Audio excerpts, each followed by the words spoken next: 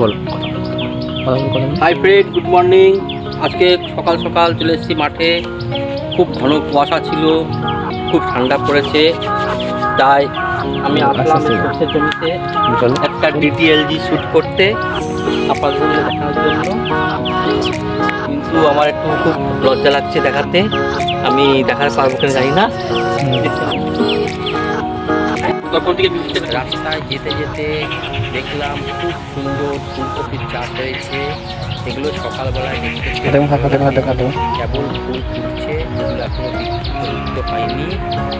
আমি এখন সামনের দিকে এগিয়ে যাচ্ছি। এই যে পেঁপের জমি, এই দৃশ্যটা আমার খুব ভালো লাগছে। এখন সকাল 7টা বাজে।